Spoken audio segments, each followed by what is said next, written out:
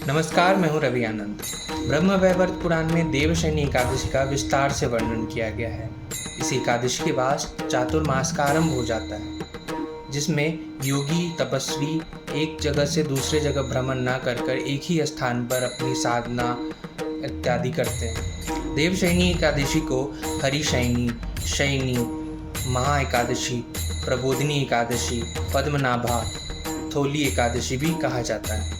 मान्यताओं के अनुसार भगवान श्री हरि इस एकादशी के बाद 4 महीने के लिए योग निद्रा में चले जाते हैं। हरि का एक अर्थ तेज से भी है, यानी सूर्य और चंद्रमा का प्रभाव, प्रकाश, तेज भी पृथ्वी पे कम आता है। इस बात को समर्थन करने के लिए शास्त्रों ने इन 4 महीनों में किसी भी बड़े शुभ कार्य को करने में मनाही की है, जैसे गृह प्रवेश व विवाह, जनेऊ इत्यादि संस्कारों को वर्जित किया गया है। इसके बाद देवोत्थान एकादशी से 4 महीने के बाद हम अपने शुभ कार्य कर सकते हैं। देवशयनी एकादशी की कथा कुछ इस प्रकार है कि एक बार धर्मराज युधिष्ठिर भगवान श्री कृष्ण से प्रश्न करते हैं कि हे केशव, आषाढ़ मास के शुक्ल पक्ष को पड़ने वाली एकादशी का नाम क्या है?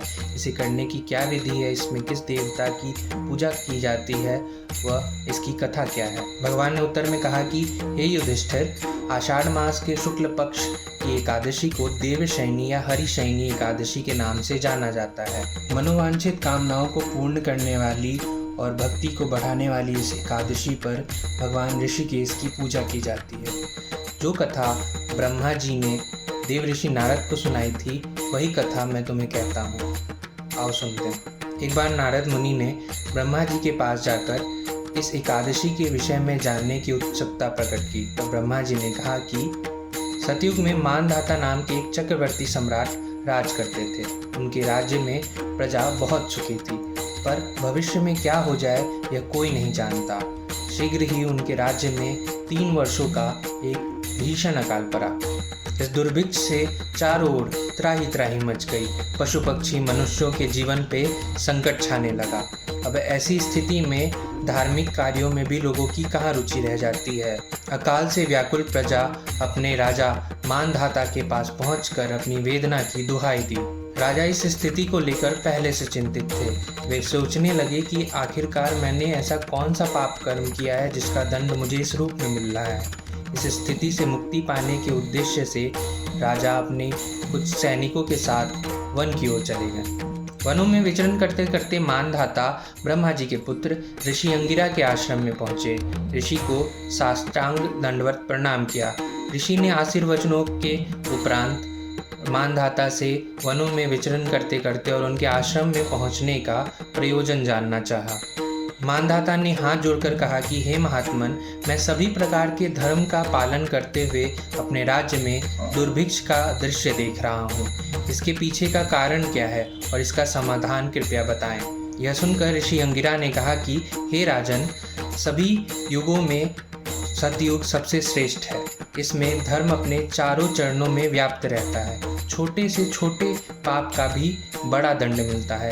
अतः ब्राह्मण के अलावा किसी भी अन्य जाति को इस युग में तपस्या करने का अधिकार प्राप्त नहीं है।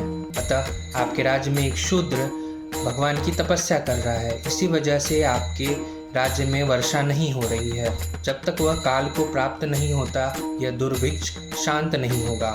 अतः उसे मारने में ही इसका उपाय है। राजा मानधाता का हृदय अत्यंत कोमल था। उन्होंने कहा कि हे देव, मैं उस निरपराध तपस्वी शूद्र को मार दूं, यह मेरा मन स्वीकार नहीं कर रहा। कृपया इसका कोई और उपाय बताएं। तब ऋषि अंगिरा ने कहा कि राजन, आप आषाढ़ मास के शुक्ल पक्ष की एकादशी का व्रत विधि विधान से करें, जिससे आपकी समस्त मनोकामनाएं पूर्ण होगी और आपके राज्य में वर्षा भी होगी। इसके बाद राजा अपने राज्य में लौटकर चारों वर्णों सहित इस देवशयनी या पद्मा एकादशी का व्रत विधि विधान से किया। रात में भगवान का पीले पुष्प, चंदन इत्यादि से पूजन किया, जिसके प्रभाव से उनके राज्य में मूसलाधार वर्षा हुई और राज्य पुनः धन धान्य से परिपूर्ण हो गया।